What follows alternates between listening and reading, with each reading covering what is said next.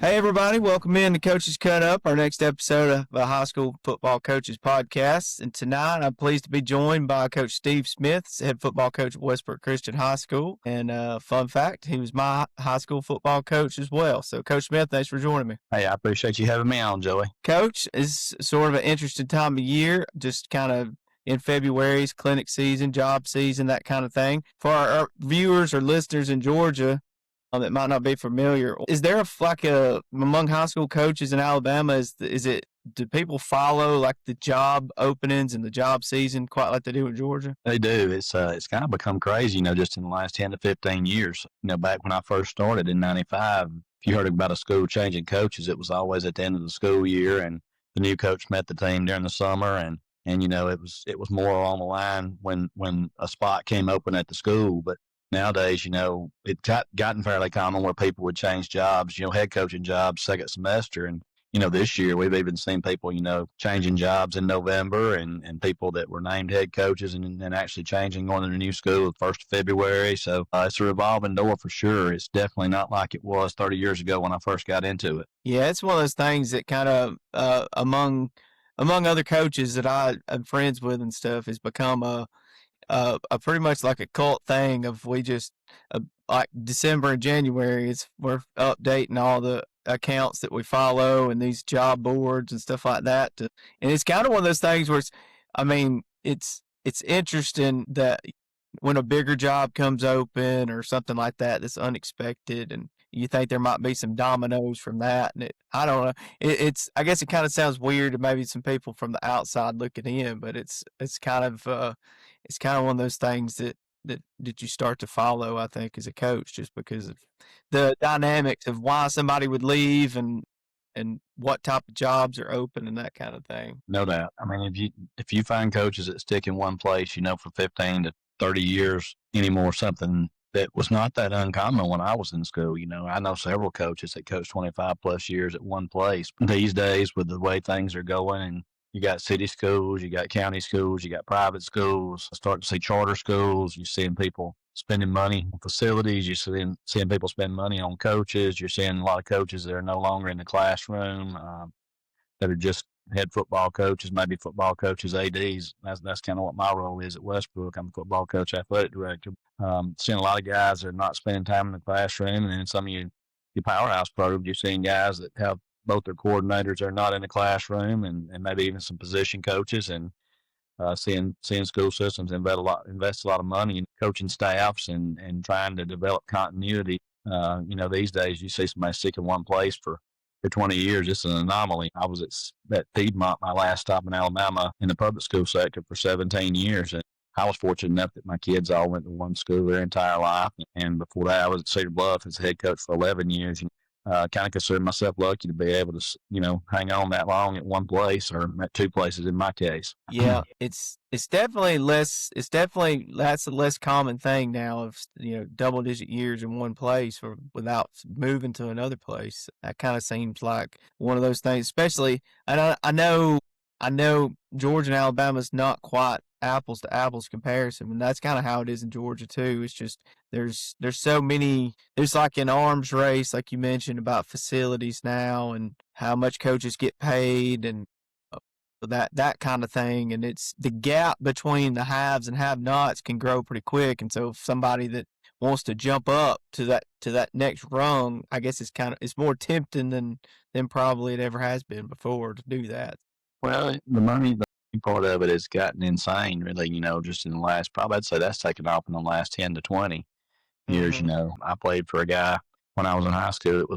He was at the school I was at for 27 years. And, those folks didn't make hardly anything, but back in the 70s and 80s and 90s and early 2000s, if you were a good man, a good person, you was involved in the school and the community, the church, and, people kind of give you a pass on the win-loss record, if you had that kind of person leading your kids. Sadly, I think a lot of folks don't value those things the same way anymore. Although as parents, I mean, we obviously want our kids to be led by great people and great men and people that are, hopefully furthering the things that we're trying to teach them, but I'm afraid that a lot of times the pressure to win and school systems, administrations, the pressure from the outside for them to hire people that are proven winners, and and you're paying these coaches six figures and stuff that the expectation is that, you get 3 or 4 years to prove that you can get it done. And a lot of times you just see them recycling coaches after a 3 or 4 year cycle, and it's very hard to build any type of stability, continuity. I always tell people it's at least 6 years before you can really tell if a person's turned the program around, just because you need to give a middle school class time to get all the way through to see, if the program, the foundation that coach is trying to lay is going to be effective. And I keep saying these people that are changing coaches every 2 or 3 years are not really doing their program any type of favors, for long term success, because you're constantly in the state of a new coach and how the new coach wants to do things, and kids are always having to learn new systems before they can ever master the ones that were previously being implemented. Yeah, that's right. I mean, it's like you say, it's kind of crazy now with nobody has the patience to give somebody, more than enough time to try to develop what they need to. Also, it's kind of, I guess this time of year too is also clinic season. Coach, you Right. got anything good planned for clinic season? Anything on the schedule or anything good you want to go see? Well, we always, Alabama Football Coaches Association, we formed that association back in 2005. So it's been in existence for 21 years now. We just got finished at the end of January with our annual convention. It is a convention unlike any other.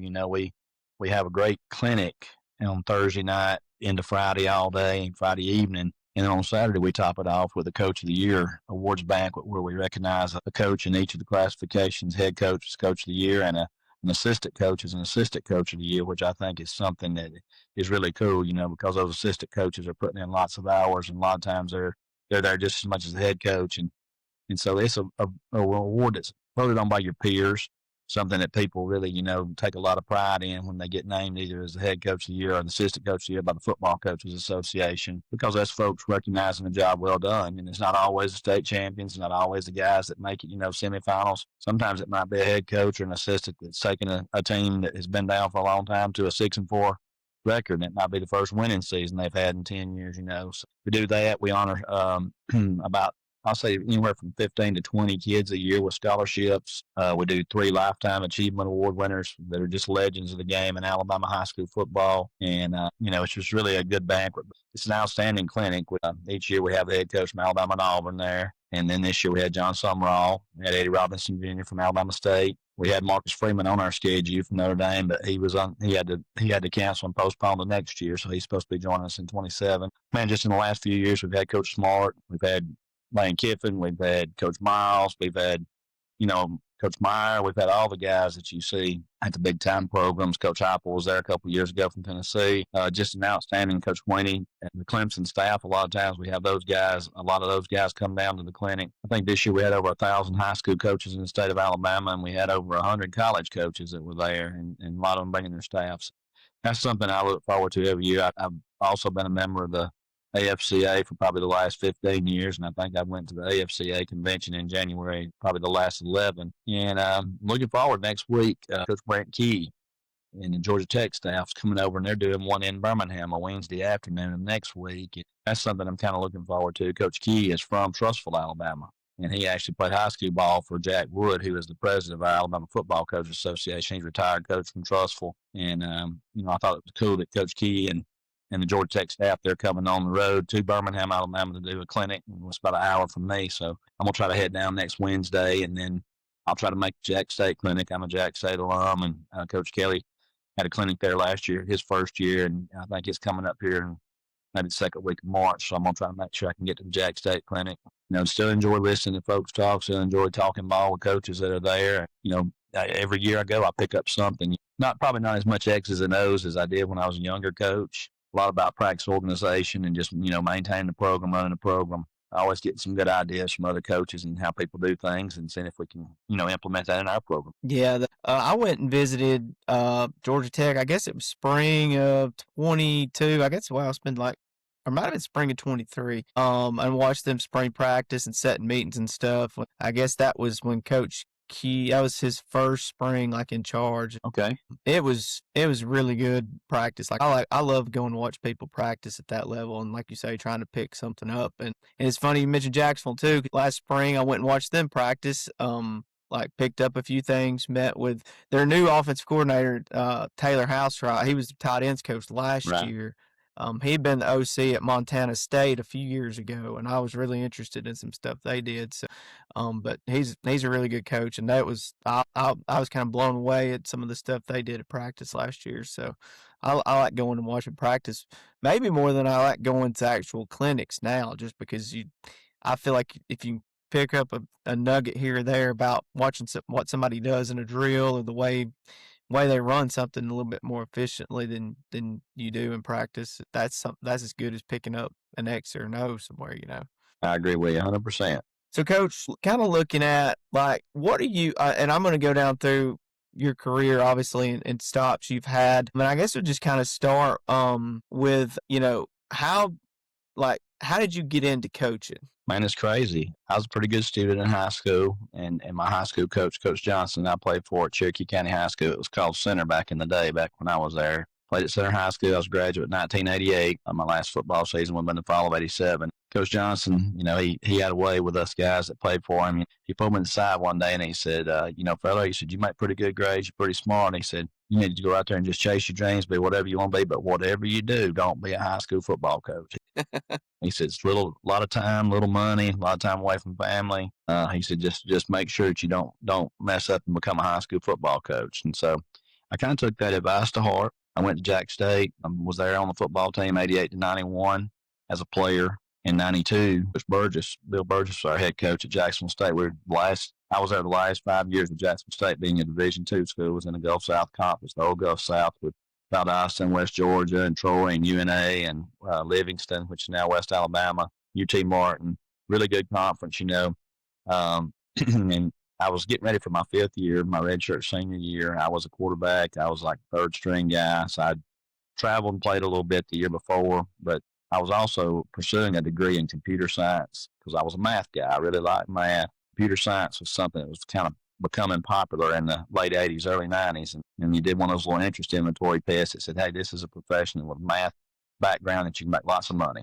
And so here I am chasing this degree in computer science. Now, the funny part about that, I get a degree in computer science, and people like my dad, even right now, if his computer's not working, and I can't figure out how to fix it, then he just gets on me and tells me how useless that degree was. I was like, Dad, that was 92. They didn't have the internet then, but all right, if they did, I never knew how to get on the internet back then. But anyway, so I get a degree in computer science, double major math, and Coach Burgess tells me, I went and talked to him about a class I was going to have to take and was going to cut into practice time. He said, take that class so you can graduate in December. He said, why don't you help me out as a student coach? He said, because I think you need to be a coach. So here's my college coach telling me directly opposite of what my high school coach had told me. So I did that. 92 fall, I was a student assistant on the team at Jacksonville State. We won the Division II national championship that year. And I got my degree in December and then turned right around and entered what they called the fifth year program at Jack State back then. It was a non-traditional fifth year. And it was a program where you could get your teaching degree and your master's at the same time because there's such a teacher shortage at that time. And so I went into that, wound up getting my master's in education and basically been teaching ever since. My first job, I worked at Cedar, my old high school. I was the in-school suspension coordinator in the fall of 93 and spring of 94 there. And I helped coach football in the fall. And then I was the head track coach and the head softball coach simultaneously in the spring. So I coached boys and girls track and softball. We would practice track after school, and then I'd go practice softball. And the next week we'd practice softball after school and come back and practice track. I was single at that time, had a lot of time on my hands, and so thought I could handle that schedule. After that, my first real teaching job, I got hired at Cutup High School in Rome, Georgia. Was there the fall of 94, spring of 95. And then I guess it was the end of July of 95, I get a phone call from Bobby Mintz, who had been the had been the football coach at Cedar Bluff, but he had also been the baseball coach, the lead math teacher, and assistant principal. And he got promoted to principal the last week of July. And he had to have somebody that could teach math, coach football, coach baseball. And I tell everybody I didn't get that job because I beat anybody for the job. I got that job because July the 28th, 29th, whenever it was, he didn't really have no other options. So I got that job at Cedar Bluff and in fact, I met the team. I met my players the first day of practice on that first Monday in August. So it's pretty cool that that's how I got started. I was 25 years old. I didn't know anything. I definitely didn't know enough to be a head football coach, but I got that opportunity and been a head coach ever since. Wow, that's I didn't know that as how late you had got the job. Yeah. That's kind of crazy. What who would you say, like, before we get too far into the Cedar Bluff and the other stops, who would you say, like, early in your career, even play-in day, like, who were like influences for you? Who were some big influences that kind of made an impact on you, but as you worked your way up to getting that first head job? Yeah. Well, obviously the people I played for, Coach Johnson and Coach Burgess, are both Hall of Fame coaches. Coach Johnson, the high school Hall of Fame, Coach Burgess in the high school Hall of Fame, I guess, Alabama Sports Hall of Fame, outstanding men and coaches. I was really lucky to be coached by guys in every sport I played. But I took a little bit of what I do from them, a lot of the philosophy stuff, a lot of things on how you treat players, that a lot of that came from them.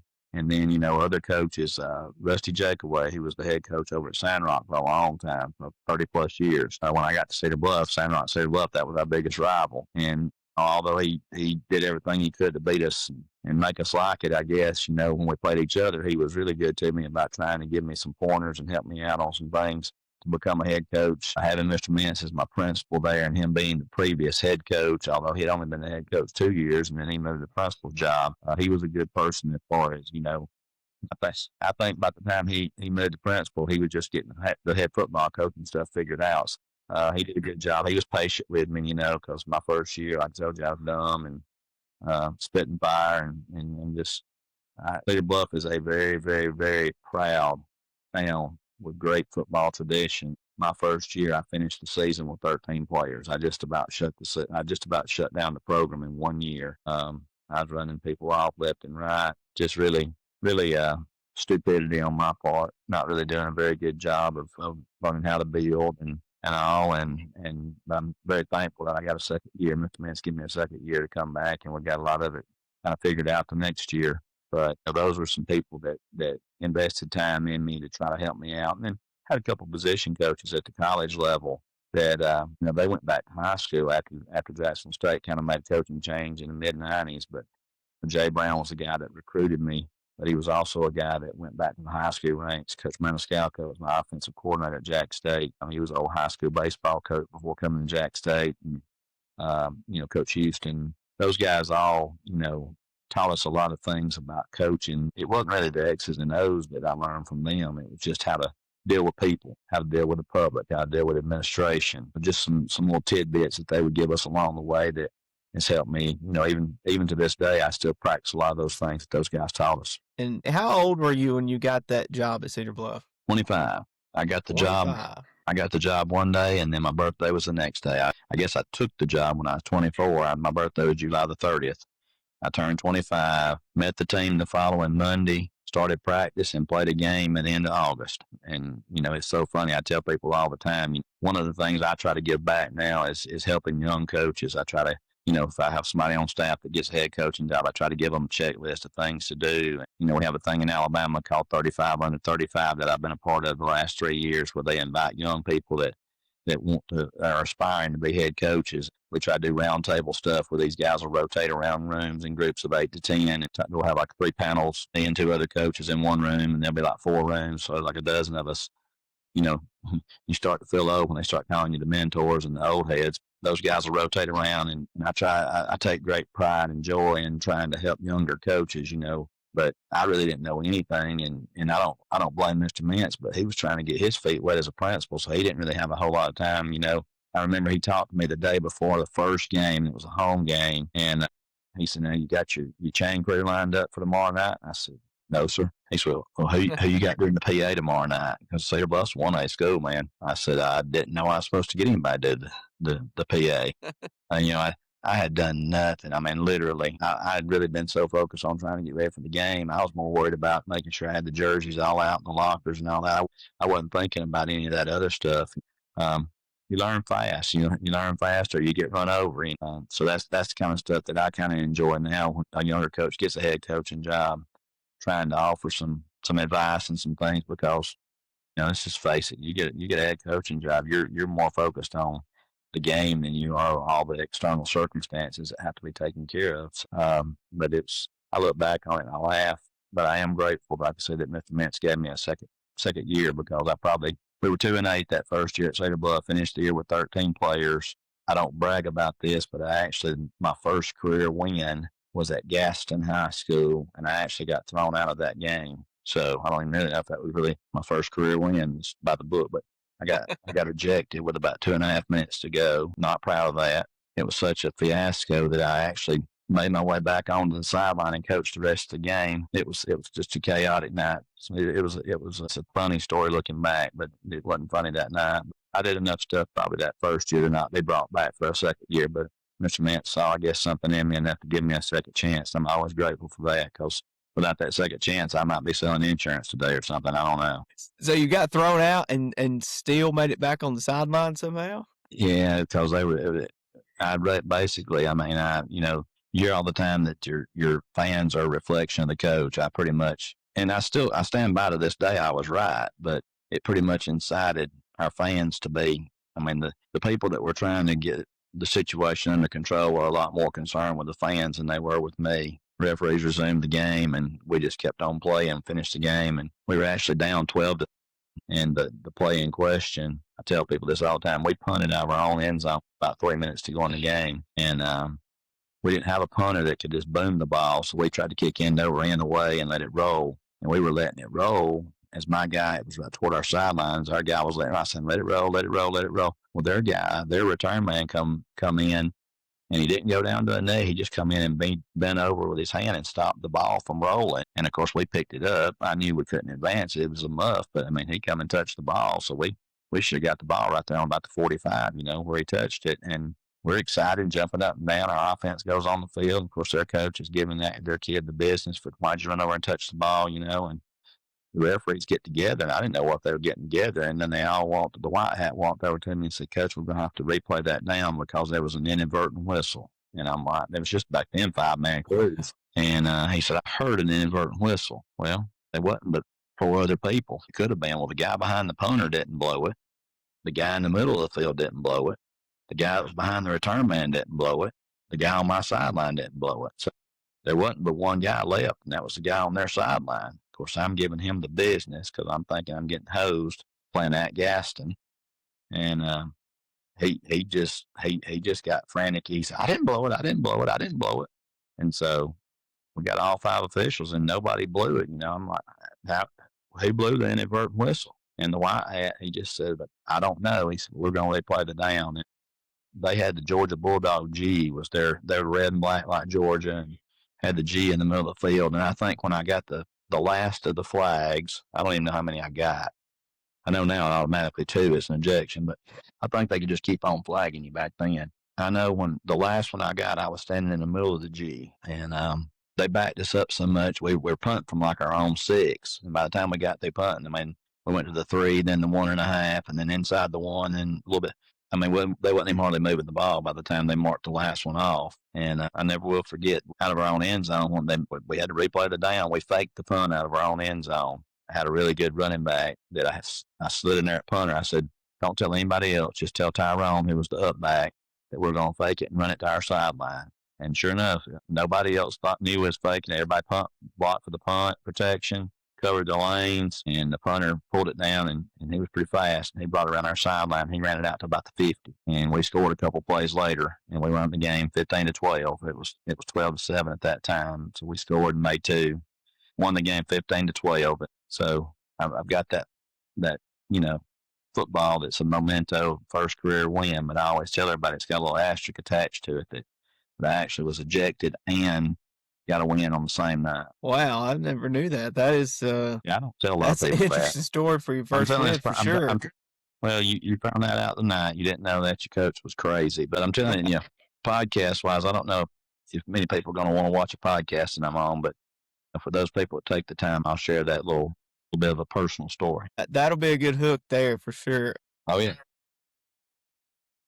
Talking about Cedar Bluff, for people that don't know, and I like to talk to a lot of coaches about like small school reality versus like big school, and I know especially nowadays there's there's a huge difference in being at those two types of places. But like, what were kind of the unique things about coaching at a school like the size of Cedar Bluff? Well, I tell people this a lot of time. There was a time when I was at Cedar Bluff, when I tell you I was the math teacher at Cedar Bluff. I was the math teacher in secondary. My first year, my schedule was on a 7-period day. I had 7th grade basic math. I had 8th grade pre-algebra. I had 9th grade algebra 1. I had 10th grade geometry, 7th grade algebra 2, and 12th grade algebra 3 with trig. And then last period was my planning period, and that's when I took the guys and went and worked out in the weight room.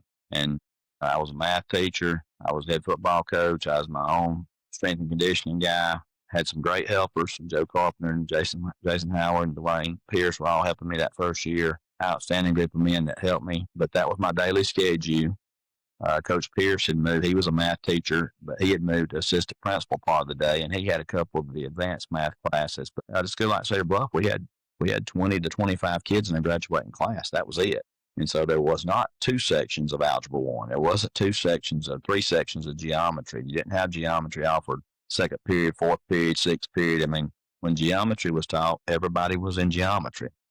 And, there was not a lot of differentiation in those small schools about people's ability level. You could add somebody in a class that needed extra time on a test in the same class with somebody that was gifted. But if they were in 10th grade, they were all taking geometry. And that's just the way it was. It was a great environment. A lot of wonderful, wonderful people I worked with during my time at Cedar Bluff. I was perfectly fine. My wife and I, Rachel, had gotten hired at Cedar Bluff like my last 3 years there. We lived in Cedar Bluff. Our first 2 kids were born when I was working at Cedar Bluff. My daughter was on the way as I was leaving Cedar Bluff. Just an outstanding place, an outstanding group of people. Tradition-rich school as it pertained to football. If you go back and look in the 60s, I think, late 50s, early 60s, when Coach Bruce was there, Cedar Bluff still has one of the longest unbeaten streaks in the state of Alabama history. I think they had like a 37 or 47 game streak unbeaten. There were a couple ties in there somewhere mixed in, but just a lot of great players that played at major colleges, that were there during that time period, and just outstanding football. A lot of those guys, I had 2nd and 3rd generation players coming, from those teams from the 50s and 60s. But just a football crazy town, tremendous people, tremendous support from our little 1A athletic club, booster club we had there that did so much for all the sports programs at Cedar Bluff. You're out there on Weiss Lake. It's kind of a retirement type place now for a lot of people that leave the Atlanta area and want to come over and get a place on the lake or whatever. We didn't really get a lot of kids move in, but got Joey Brown and did move in. Didn't have a lot of kids move in, that were school age, but you get a lot of grandparents and stuff that were retired to the lake. Man, it was just an awesome, awesome way to start your career. I was there from age 25 to 35 as far as football seasons, 11 football seasons. I was there until 2005. I believe that was your year you finished, wasn't it? Or you was on that last? Yeah, that was our senior. You was on the team that went to Wadley, right? Is that was it? Yeah, right? That's 50. Yeah, exactly. Trying to tackle a guy that played in the SEC and had a shot in the NFL. We didn't have guys like that, but we had some great players now. We had some really, really good players on our team, too. Several of them that went on to college and played. So that was something I was always, proud of. We had a lot of guys at Cedar Bluff that got opportunities to play at the next level. A lot of them took advantage of that, got their degrees. We had a lot of guys that played at smaller colleges and stuff. I can't say enough good things about my time at Cedar Bluff. What are there any games like that stand out from your time at Cedar Bluff that are the most memorable? Things that went on there, batteries, sucking all the battery out of the phone. There was some times there were some powerhouses at that point in time in the state of Alabama in small school football. A lot of people have heard about Cortland. Cortland was a 1A program back then that regularly beat 4A, 5A, 6A programs. And Cedar Bluff had some really good teams in the early 90s, and we played Cortland, I think, 3 or 4 times when I was there in the playoffs, but we finally beat them in 2002. That was a memorable game to me because that had been a team that had been a thorn in the side of Cedar Bluff for a long time. Your senior year, Hazelwood, another really tradition-rich program in Alabama, small school powerhouse. They came to Cedar Bluff. I think it was the 2nd round that year when we played those guys, and we beat them, at our place. And that was a really good tradition-rich program. And the crazy part about it is they wound up combining those 2 schools. Cortland and Hazelwood wound up combining the next year to become R.A. Hubbard. And everybody just figured, well, if you combine, Cortland had like 7 or 8 1A championships. Hazelwood had like 8 or 9 2A championships. And when I'm talking about Cortland Hazelwood, I'm talking about all the Good brothers that played at Alabama. Antonio Langham came from Hazelwood. Just forget it being small school. I'm talking about players that played in the NFL coming out of those places, you know. So those 2 wins kind of stood out to me as monumental wins at Cedar Bluff because that was probably 2 of the most tradition-rich small school programs in the history of our state. Yeah, I remember. I mean, I remember playing Cortland as a junior, and like you say, Hazelwood as a senior, and those were some. Obviously, you knew about the tradition and the games that Cedar Bluff had played against those teams in the past. I mean, they obviously had some cats. They're very good. Coach, also, I mean, for people that don't know, you're an offensive guy. You call plays. At what point at Cedar Bluff did your identity of your offensive scheme kind of come together, and like where did it come from, really? 2001, I would say 2000. Starting in '99, we had a quarterback as a freshman named Cole Peace, and he's still in the Alabama record books, you know, for passing yardage and touchdowns. But we had a really young team in '99. And we decided to try the Hal Mummy stuff. You know, Coach Mummy had came to Valdosta State, in fact, in '92, and his quarterback was Chris Hatcher, that wound up just being the head coach at Sanford for the last few years.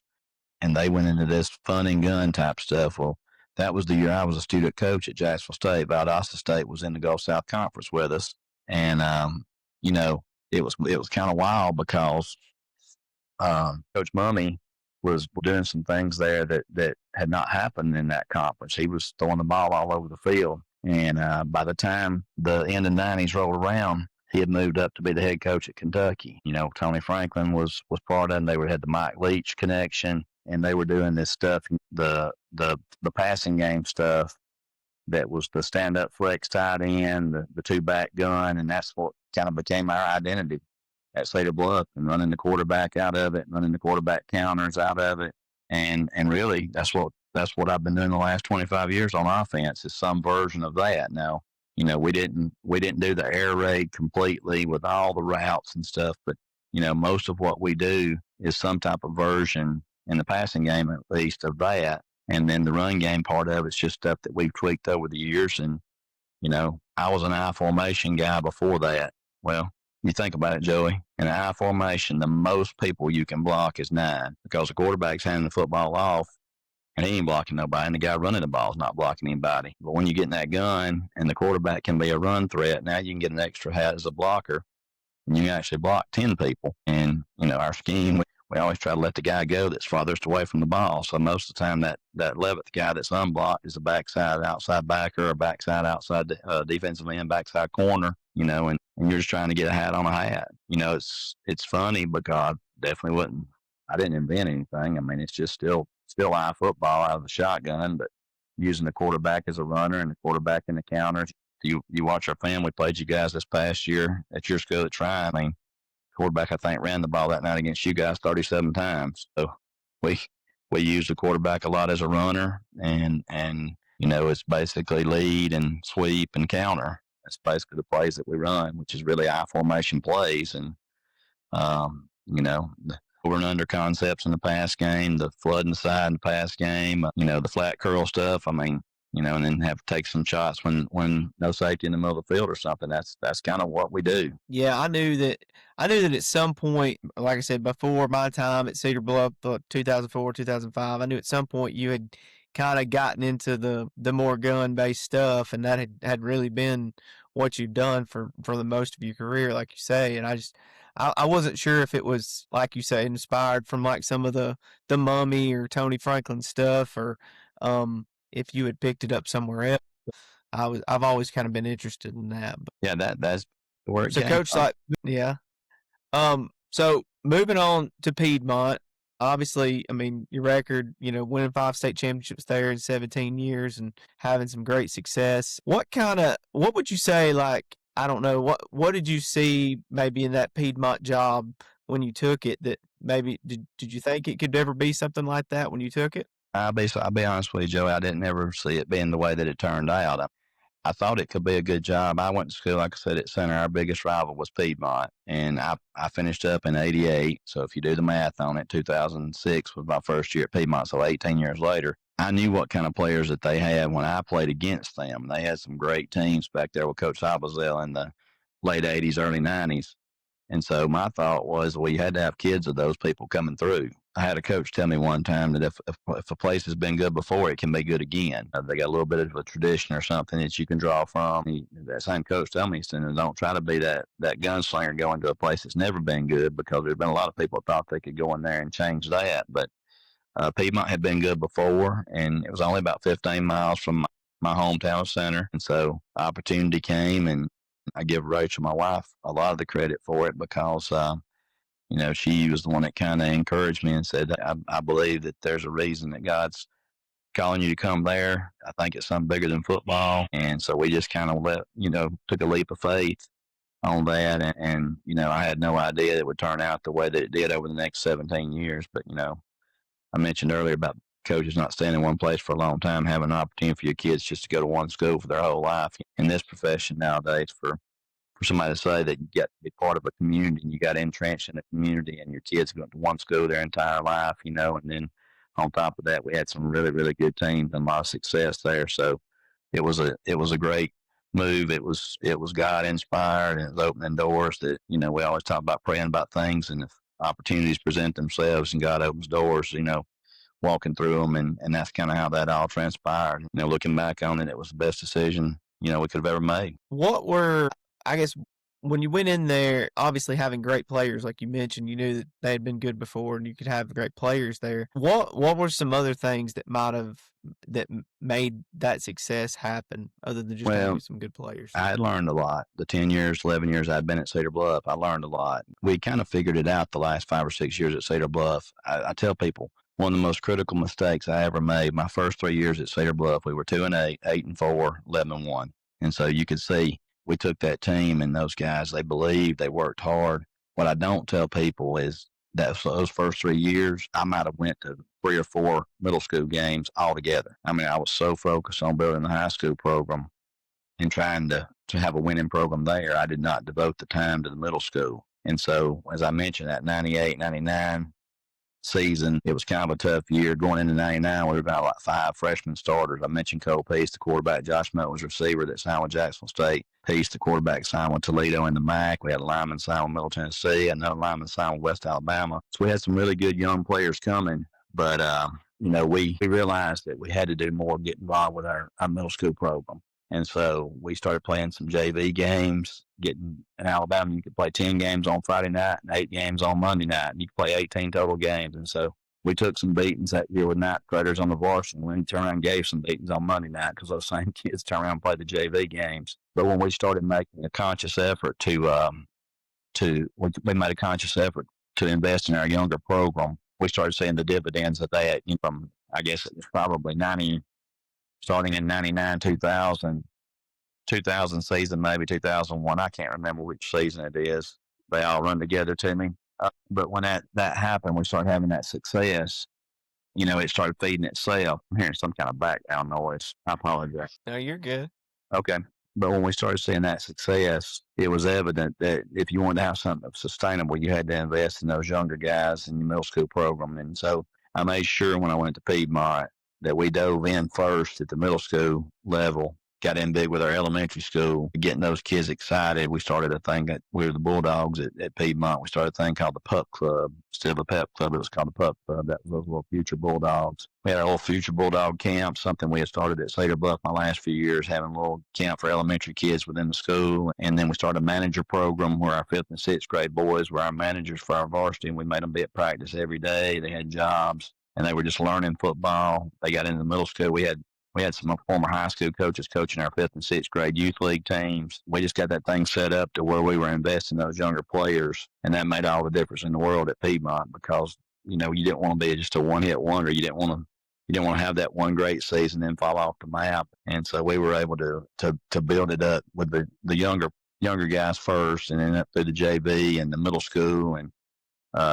playing all the games that we were allowed to play on each of those levels to be able to say that that everybody was getting experience, because football is one of those games you need to play. Nobody wants to just practice and never get to play. And we were successful at all those levels, and it just started feeding. You'd have a good graduate, and then you'd have a great roll right in that's been in the system for 4, 5, 6 years, and that's kind of how it worked. But that was something that I didn't want to make the same mistake that I made at Cedar Bluff by not investing in the younger guys out the gate. And I think that had a lot to do with our sustained success that we had at Piedmont. I think in that 17-year period, I think we won 7 games the first year and made the playoffs, got beat in the first round. And I think we had one other year that we were 8-4 and got beat in the second round. My memory, all the years kind of run together, but I think most of the other years that we were there, we had 10+ wins and made the quarterfinals 14 times, and semifinals 10, finals 7. I mean, and it wasn't anything special that I was doing. I had a great group of assistants around me, and we had outstanding players, boosters, all those things.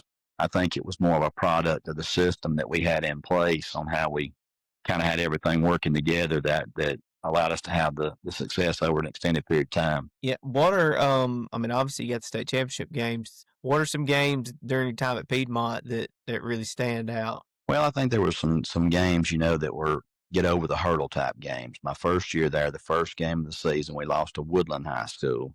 We turned and lost to them again in the first round of the playoffs at their place. So we lost twice to them in the first 11 games I coached. They went on and played for the state championship that year, so we knew it was a really good team. We start off the next year by playing them at their place, game 1. So 3 of my first 12 games was against Woodland High School. They beat us again. So they had beaten us the first 3 times. And lo and behold, we wound up playing them again in the playoffs that second year at their place in the second round, and we beat them.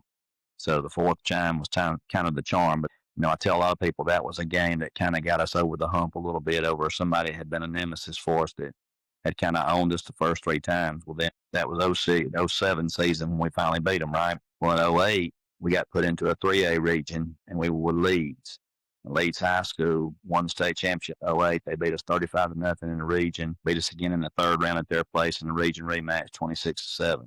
We play on that Piedmont the next year for the region championship. They beat us 14-13 in overtime. We scored, went for 2, and they stuffed us. Turn around and play them again in the semifinals at their place, and we beat them 13-7 with a defensive stop there at the end to go to the state championship game. And I always tell people, much like the Woodland scenario, Leeds beat us the first 3 times. We played them the 4th time. We finally beat them, and that kind of got us over the hump, propelled us to the championship game.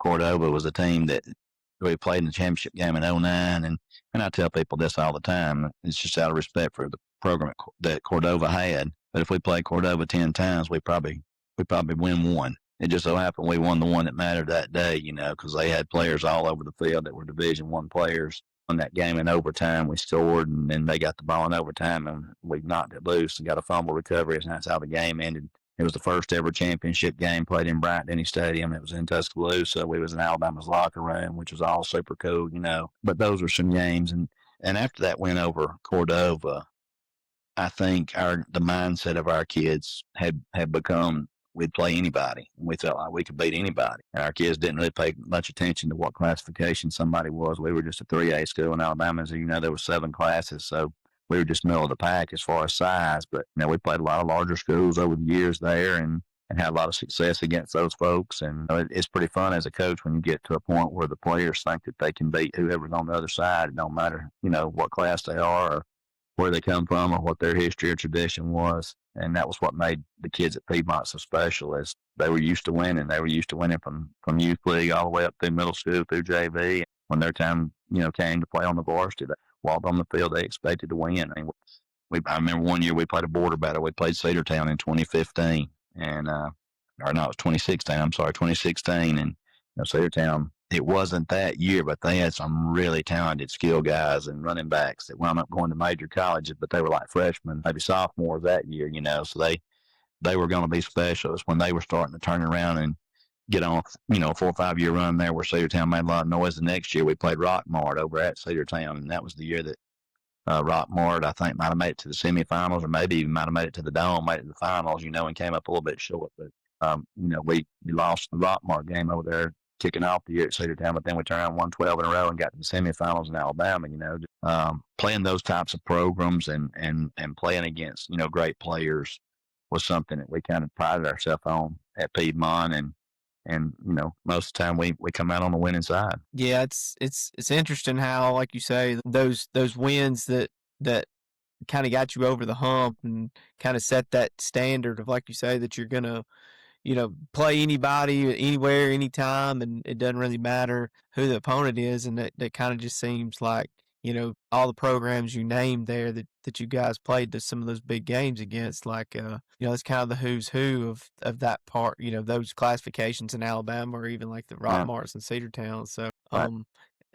I guess you can kind of see how that getting over the hump kind of paved the way there for y'all to have all this later on success over the 17 years you were there. So time comes for you take the Westbrook job.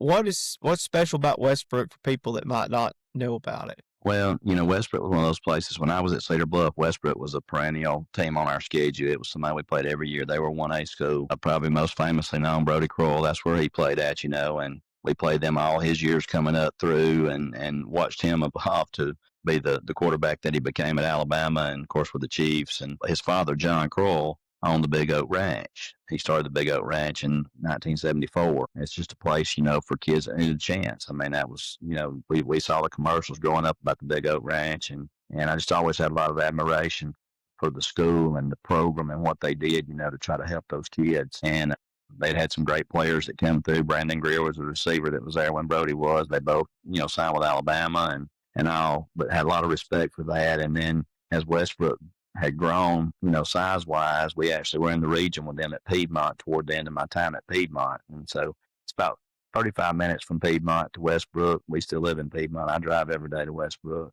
But, it was a place I always had my eye on as a gold mine, because I really loved the mission of the school. The Christian environment was something that was very, attractive to me, but also just that mission behind helping those kids, and it being the school that served all the kids that went to the ranch, boys ranch and girls ranch. I just thought it made it a special place, and the opportunity came about that they were looking for a coach, and I was finishing up my 30th year in Alabama and had an opportunity to retire. About the only thing, it wasn't perfect timing on it for me with my daughter. We had one more year of high school. My two boys, my second son was graduating the year that I left.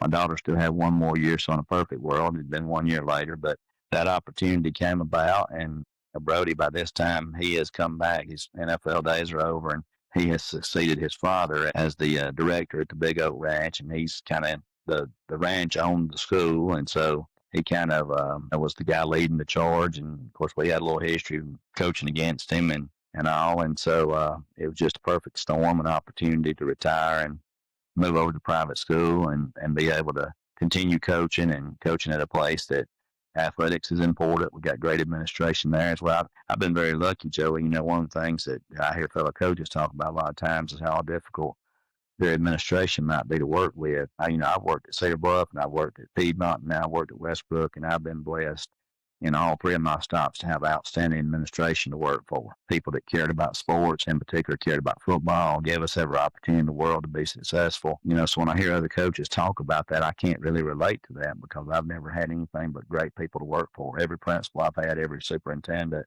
head of school, they've been tremendous, and Westbrook is no different. It's just my principal, Rachel Neal, is a great lady to work for, and then Brody, like I said, he's kind of the superintendent, I guess you would say, of a private school type deal. She's the head of school, and he's like kind of the superintendent over the board, or whatever you want to call it. And just having tremendous support from those administrations, and that made Westbrook attractive to me. Brody's got two sons. One's a sixth grader, one's an eighth grader. Obviously, they've got tremendous athletic potential, and got some good younger kids that in those grades, around them, above them, just below them, and got a lot of positive energy going on, a lot of positive momentum. And, talking about getting involved with your young people, I've coached my own fifth and sixth grade team there the last 2 years.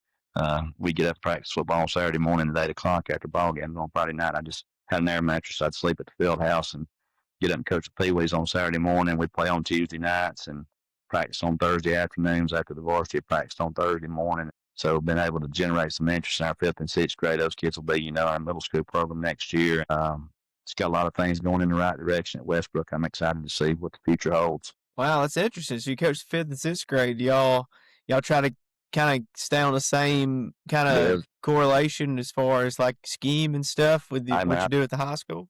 I tell you what, I'd love to find anybody who's sixth grade quarterback threw for 3,600 yards this past year. We had a sixth grade quarterback that threw for 36. I think it's 3,600 yards and 35 touchdowns in 10 games. So we're slinging it all over the field in Pee Wees. Of course, you know how it kind of works with youth league. You're not getting a lot of complicated schemes. You're getting man coverage or cover three most of the time. And of course, he was one of my managers. He was out there every day with us in football, so he's hearing all the lingo, about what we're reading. I make him throw an extra line if we got practice and stuff. So he's out there throwing the varsity ball around with us and making him tell me what the reads are and things like that. And then we translate that over and had 3 or 4 really good receivers, had some guys that give him enough time to throw it. So, and like I said, it helped that his dad played in the NFL and played at Alabama. So Brody's youngest boy was our quarterback on our Pee Wee team this year. And like I said, he's got a special future in front of him. Sounds like it. What as far as your off-season program, Coach, like, is there anything that you're tried and true that's you believe in that you say, hey, it's January, it's February, it's March, we're doing these things, and this is what we do as an off-season that you think are kind of staples of your program? It's philosophical, Joey. It's remember the season don't start till August. That's the best advice I can give people.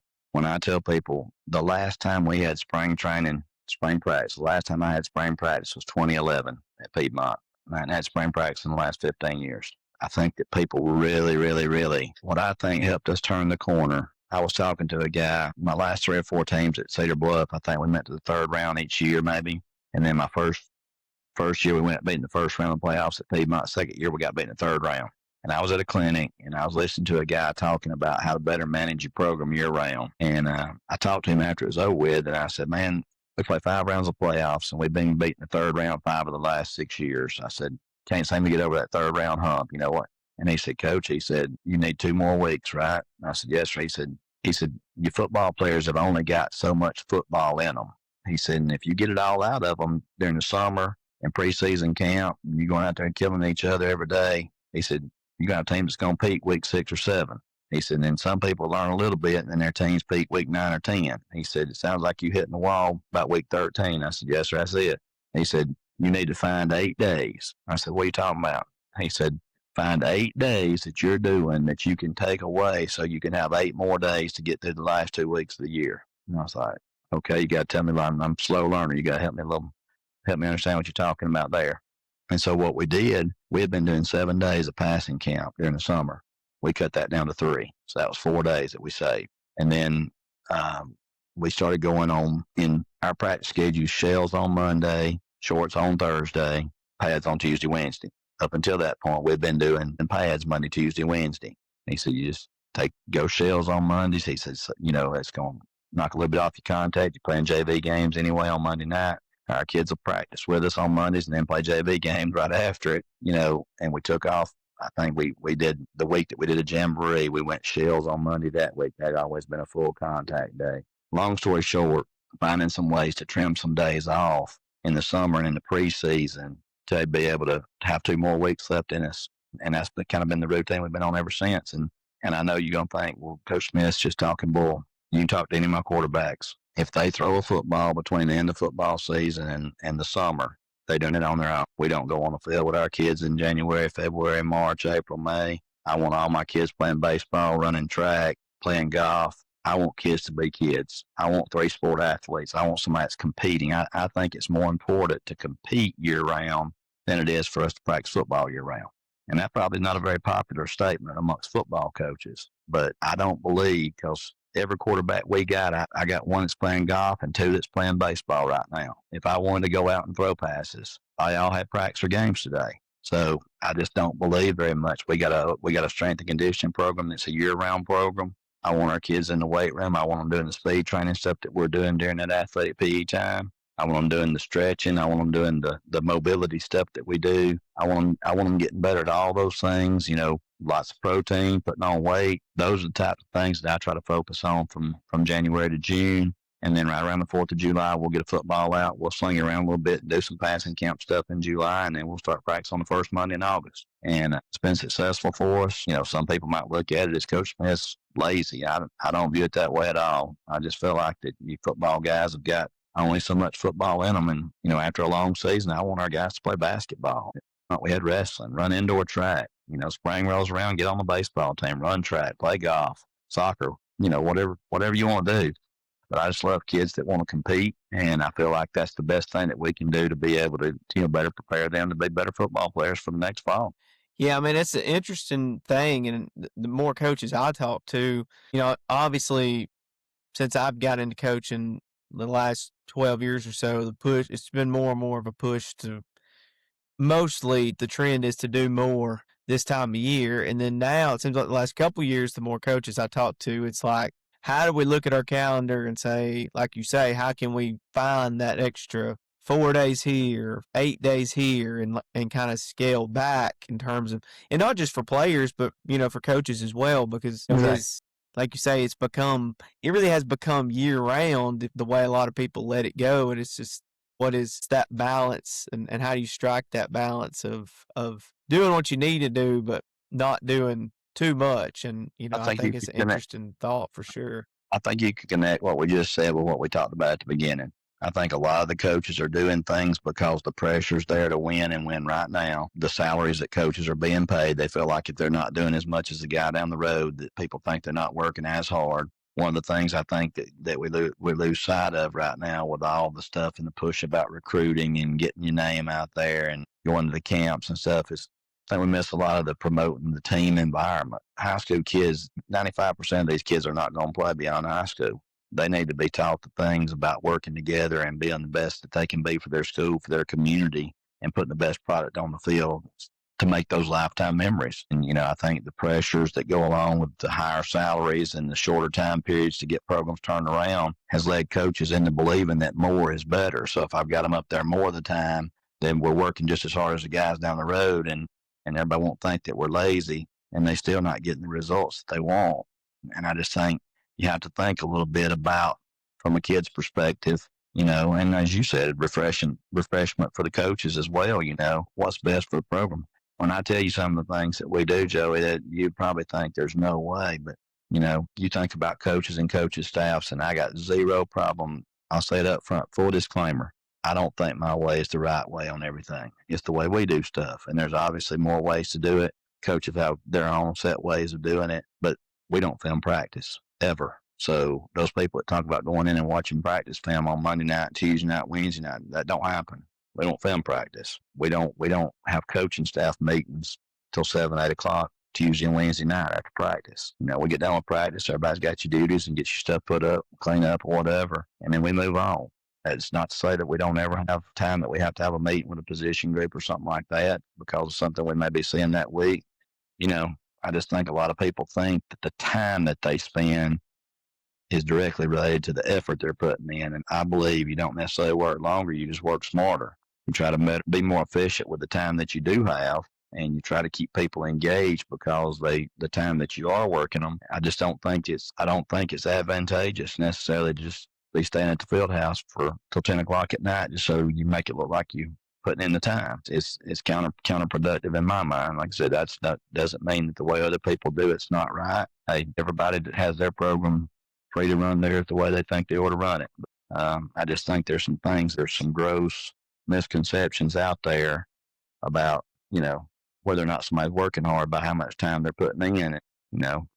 I just don't believe that myself. No, like you say, I think that's more and more of a trend I hear from coaches is, like you say, is how to scale back and be more efficient with time instead of just, going all out, and in terms of just spending time, like you say, and thinking that time is going to necessarily equal results. And it's, I definitely think, like you say, there's more than one way to do things, but there's merit in that for sure.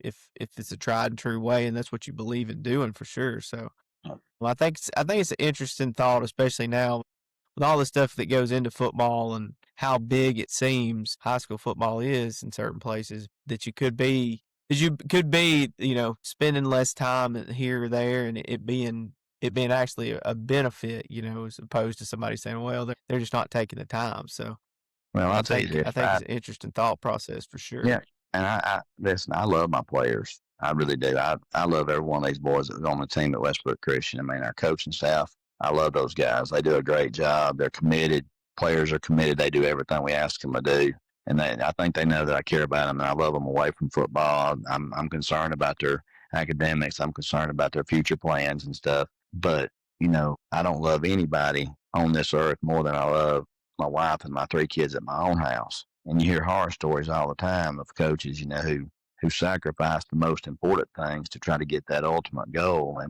And I can tell you, I mean, I'm not trying to be some sappy guy or something like that. I mean, winning state championships is cool. That's what we all, that's what you all playing for. But, at the end of the day, what good is it if you've accomplished the biggest things on the biggest stages and have lost your own home? I was fortunate that I got to be in charge from the time I was 25 on. When you're an assistant coach, a lot of times you're subject to whatever the schedule is of your head coach. Your head coach may do things that's differently than the way you want to as an assistant. I only was an assistant for 2 years. One of the things I've been most fortunate about being a head coach for a long time is I got to set the schedule. We don't come in and work at all Saturdays. We don't bring the kids in on Saturdays or Sundays. We come in at Sunday afternoon at 3 o'clock, start watching film on our next opponent, give everybody a chance to go to church with their family, go eat lunch at grandma's house, and then be there at 3 o'clock on Sunday afternoon just to coach and staff. We don't, like I said, we don't bring the players in at all on Saturday or Sunday. We don't bring coaches in at all on Saturday. I tell them, go to Pee Wee football games, go watch Alabama play, Jack State play, whatever you want to do. Watch college football, do things with your family. I've tried to always make a conscious effort to work in the time for people to be able to take care of the most important people in their life, which is their family. And that, I've got a lot of coaching buddies that have had disconnects from their families, maybe lost their marriage and don't have great relationships with their kids because they were spending all their time at the field house. I just don't want to make that mistake. Never wanted to make that mistake. I try not to bring work home. When I come home, home was home. We didn't talk about football very much here. Even when my boys were playing for me, we tried to keep it separate. And I think that's one of the things that young coaches miss out on. And you can't get but one chance with your own family at home. You don't want to make that mistake of pouring your life into football. We all like to say it's God first, family, and then football. But does our actions a lot of times match what we say is our priorities? If that's really what your priorities are, then your actions should indicate that they follow your priorities. Yeah, that's true. That's something, like you say, with families, it's definitely, it adds a whole new factor to all this stuff too. And I've heard some very similar stories like what you're talking about in terms of, people pushing and pushing and pushing, trying to get that ultimate goal and cutting corners, maybe where they shouldn't be. That's a tough deal. Well, Coach, the last couple minutes here, we're going to just kind of hit you with some rapid fire things to end on. Kind of try to do this every episode. Name maybe two of the best players you think you've ever coached on your teams. Man, that I've coached or it's been on our teams. That you have coached, yes. Boy, that's a loaded question because I don't know who all wound up watching this podcast, but I've coached some guys that I had a quarterback at Piedmont that holds 4 state records. He's an all-time leader in career touchdown passes, passing yards, total yards, and touchdowns accounted for. His name was Jack Hayes. He finished up in 22 at Piedmont. 4-time first-team All-State guy, a 2-time Back of the Year in our classification. Not a guy that went on to college and played big-time college football. In fact, he played junior college baseball. That position, he had an older brother, Taylor Hayes, that was quarterback on our 15 and 16 back-to-back state championship teams. Probably one of the most fierce competitors I've ever coached. But that glamour position of quarterback gets a lot of the attention. We had a nose tackle when I was at Piedmont named Mickey Jackson. I tell people all the time, could have played in the NFL. He signed with UAB and just several things that popped up along the way. But had NFL potential. At Piedmont, also I coached a kid named Ja'Cory Foster. Ja'Cory Foster just led Division I college football this past year with 8 interceptions at Louisiana Tech his last year. And he was a first-team AP All-American. When you look in the secondary, and there's Caleb Downs and Ja'Cory Foster from Piedmont, Alabama. Pretty cool. My own son, Sean and Sloan, both had great high school careers. Sean was a defensive end, and Sloan was a punter and kicker for us. Their names in some of the record books for career stuff. You go back to some of my time at Cedar Bluff. Danny Hampton, quarterback that played with you, was a grade behind you that went to Troy and was a great player at Troy. Josh Moten, I mentioned earlier, when he left Cedar Bluff, he was the career leader in receiving yards for the state of Alabama, passed by Terrell Zachary of Wadley that played against us in that game your senior year. Terrell Zachary, for a long time, was number 1 in the state in receiving yards, and Josh Moten was number 2. I mentioned Cole Peace, another guy that a lot of people remember that played Cedar Bluff. Tyrone Moore was an outstanding player, a running back that we had back in my first 3 years. It was just unbelievably strong. You can YouTube Tyrone Moore bench press 500 pounds, and there's a video of him bench pressing 500 pounds, 4 repetitions at like age 35. But just an outstanding young man.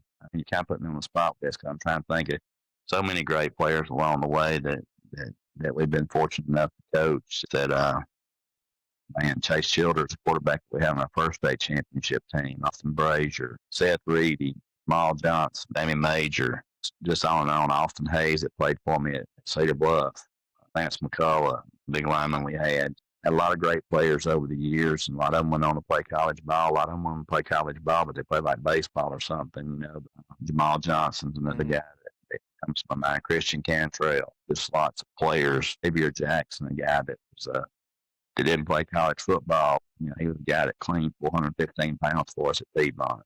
Unheard of strength. He was about 5'8", 245, and cleaned 415. He was a tough guy to block, obviously, with that post center gravity. He played nose guard for us. We had some great nose guards. And, man, just I could run off a list of great players, you know, that been very fortunate to have on our teams over the years. So I'll flip it over then. Name maybe a couple that stand in mind of the best you've coached against. Well, you know, Brody Kroll was a great player in high school, 1A football. There was a time that we played a game in Rainbow City at Westbrook Christian in 1999, and there were 2 Division I quarterbacks on the field for a 1A game. He wound up going to Alabama, and Cole Peace, the kid I mentioned that was a freshman for us that year. Cedar Bluff wound up signing with Toledo in the MAC. You know, don't know how many times there's been 2 pocket passing quarterbacks in a 1A high school game in Alabama, you know, but Brody was a great player. Anthony Jennings that just played in the Super Bowl for the Patriots that played at Alabama. He played at Dadeville. We played them in 2014 to kick off the season, the Champions Classic or whatever they called it down in the Crampton Bowl in Montgomery. He was from Dadeville High School. First state championship that we won against Cordova. They had a guy named Ryan Smith that played at Auburn, played with the Dallas Cowboys. You know, we played against some great Kerryon Johnson, played them 3 years in a row at Madison Academy. Kerryon went on to be the SEC Player of the Year and started at running back for the Lions for about 4 or 5 years.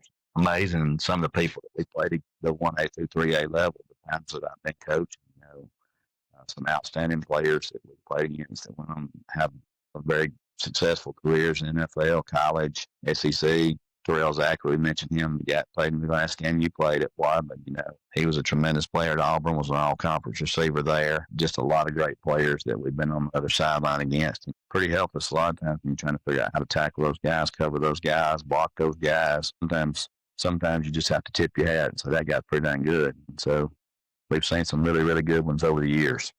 Yeah, I know from experience for the Terrell Zachary one. I used to have a picture floating around of him catching a pass against me. That was my claim to fame. I was like, yeah, that guy played. He was pretty good the next couple levels. What's the best environment you think you've ever coached in? Well, the state championship games obviously were pretty cool because I guess it was about 96 they started playing at the old Legion Field for the state championship games, and then in 2015 they started alternating between Alabama and Auburn. So we won 2 state championships in 9 and 15 in Tuscaloosa. And, you know, we were the home team both times, so you're in Alabama's dressing room. That was pretty cool, walking out of that same dressing room that the Tide came out of on Saturdays. We played 4 times at Auburn in 18, 19, 16, 18, 19, and 21. No, 22. One of those years was in Auburn's dressing room in 19 when we won it. And then in 2021, state championship game for the first time was back in Birmingham at UAB's protected stadium. So, you know, in Alabama, Auburn, UAB, we got to play 7 times in those venues. That was pretty cool. You know, there's some really good high school environments to play in. Leeds is an interesting environment because all the fans are just on one side. So, you know, we were on the sideline that didn't have any fans behind, and you looked across there, and 2/3 of the stadium, one way is their people, and then the other third is your people, and they're, you know, separated by a handrail. It was pretty intense. One of my favorite games to coach in was the 2015 semifinal game, Thanksgiving weekend at Colbert County, another school in Alabama. You know, when you mentioned small school football, we already talked about Cortland and Hazelwood, but Colbert County was the other school. All those schools, Cortland, Hazelwood, and Colbert County, were within about 5 miles of each other up in that northwest corner of the state. Beating Alabama's where Colbert County was at. We played there in the semifinals in 2015. They had won 5 or 6 championships that they had on their press box, and you know it was a tradition-rich place. And we came out there with a win in the semifinals to go to the state championship game. And That was pretty cool. It was a hostile environment, but a lot of fun place to play. You play in some interesting places at the 1A level.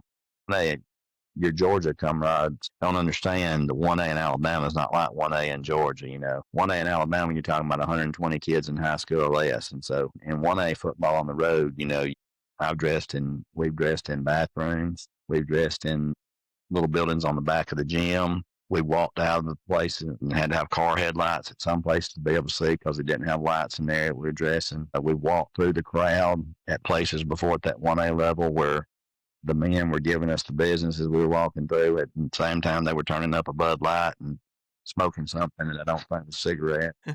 We've been in some really interesting places, and playing that small school ball. There's nothing like a great Friday night environment on the campus of the school. It's got a lot of tradition, and thought we had a really great tradition both at Cedar, Bluff, and Piedmont. And that's what we're working on building at Westbrook. It's still be a hard place to go in and play, and those environments what makes it special. Correct me if I'm wrong, but I remember playing somewhere where if we scored on a certain end, you had to go there. We would go for 2.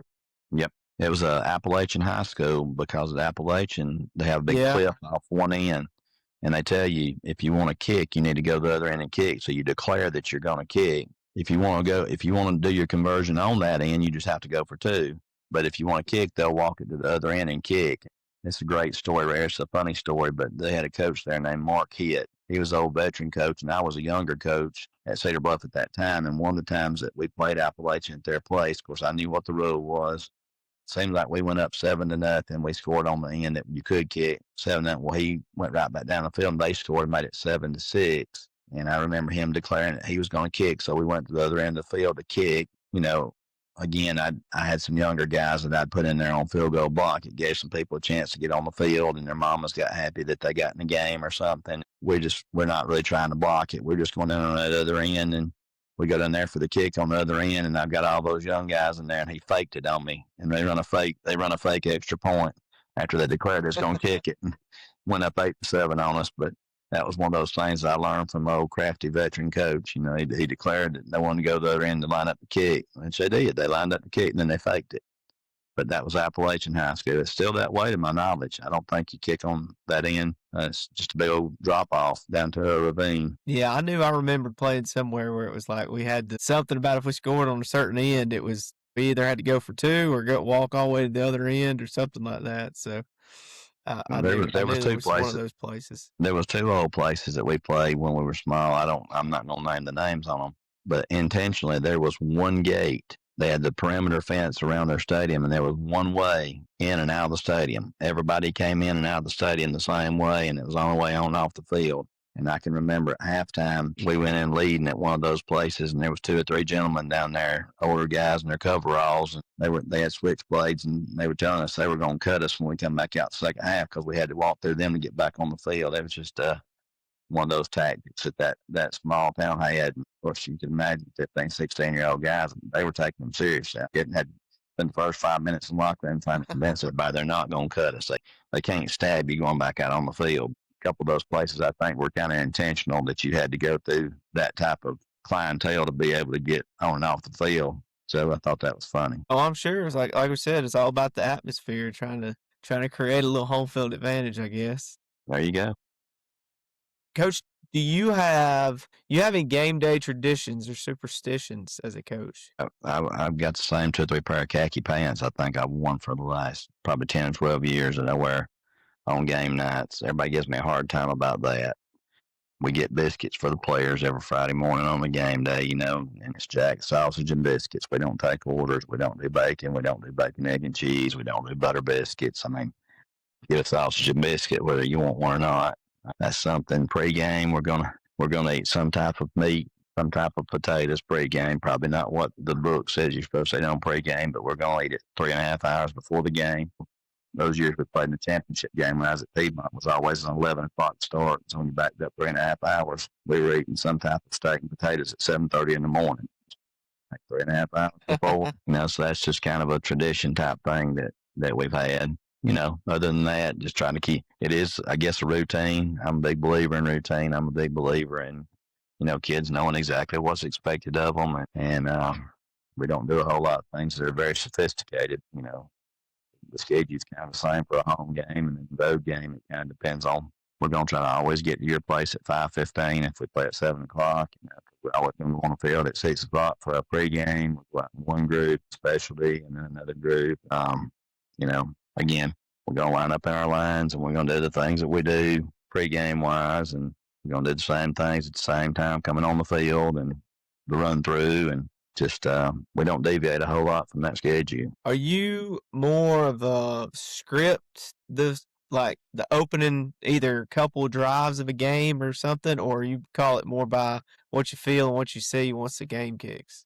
I feel like, I always said there's two really good types of coaches. One's a great planner and one's a good adjuster. And I think your staff needs to have a good mix of planners and adjusters. I had Coach Blanchard with me the whole time at Piedmont the first year at Westbrook before his untimely death. And we complement each other really good because I was more of a planner. I was more of, that's what I like. It's what I want to try to run against this team, whatever. He was my defensive coordinator, and he was a great adjuster. He would come out and base them up and try to do things as simple. And then when he got a feel for what they were doing, he was a really good adjuster. I feel like over the years I've tried to become a better adjuster because my type A personality of everything having to be on cue when it's supposed to happen can get you in trouble sometimes if you become stubborn as a play caller. I'll use the game with you guys this year at Trine. Y'all jumped down on us 14-0, and I didn't know the way that game started. I didn't know if we'd ever stop you. Y'all busted us some big RPOs there in the beginning and some really well designed things that hit us, where we wasn't expecting it. And going into that game, I felt like you had one of the biggest things I had seen on y'all's film was y'all had run the ball really effectively and been physical. Your quarterback had been out, and you kind of changed what you were doing on the offensive side. And we were really worried about the physical aspect of the game. We felt like we were going to have to take some shots down the field and hit some big pass plays. And I think we wound up running the ball against you 69 times and throwing it 9. And it just was one of those things that I had to get away from what I thought our plan was going to be and then find what was kind of working for us. And our defense was able to get a couple stops and at least slow you down a little bit. And, that game kind of turned because I think we deviated from what the plan was basically and figured out in a hurry, we better hold on to this ball for a while because we're not doing our defense no favor with what y'all guys were doing. So that game went completely opposite of what I thought it would go like. I really felt like that for us to move the ball, we'd have to throw it. And I didn't expect y'all to throw it as well as y'all did and hurt us early on with it. So it was one of those where you had to kind of adjust on the fly. I do think I'm better at prepping for a game than I am at adjusting, but I'm still working to get better with adjustments. Yeah, that's one of those things. I feel like I more and more I coach, I feel like I definitely, it helps me to know what my script is, what we practiced, and Right. like I want to run what we practiced. But then too, like you say, you don't want to be so stubborn once you get in the game. If things have completely turned 180, like you've got to be able to have something else to go to and change it up instead of just banging your head against the wall. So I think, like you say, that type A personality, like wanting to have a plan and practice what your plan is. And, to me, that's kind of what my script is. It's what we've practiced, so. Well, I think a lot of people make the mistake. I tell people all the time, coaches are not going to play a play. So if me and your defensive coordinator get on the board, I'm going to drop a play that's going to work against you. Well, then he sees what I'm going to do. So if you're going to do that, I'm going to do this. Well, he hands me the marker back. So if y'all going to do that, I'm going to do this. We can play that game on the board all day long. And basically whoever wins the game on the board is going to be whoever has the marker last. But I do think it's very important that you have your base stuff and that no matter who you're playing, you need to be able to run your base stuff against them. I don't care how they line up. You need to be able to run your base stuff against them. And then if you got a handful of things that you think is going to be really good that week against that opponent, then obviously you mix that in with your game plan. But, I say this, and again, anything I'm telling you, I'm just giving you my opinion. It doesn't mean that my way's right. There's other people do it other ways. But you see us play, we're not going to have the TVs on the sideline. We're not going to have the iPads. I know how somebody coming up and handing me out. I tell them if I'm going to watch TV, I'm going to do it sometime other than Friday night from 7 to 10. I'm coaching the game. And I think a lot of it is about the feel. It's about what's going on in the game. And even if I'm calling the plays on offense, I'm not going to miss a snap of defense or special teams. I'm over there watching TV under a tent, and that's just the way we're going to do it. We practice during the week, not so that we try to go out there and grab an iPad and look smart in front of the fans on Friday night because we're getting on the iPad and fixing something. I love to play people that are trying to fix stuff on Friday night.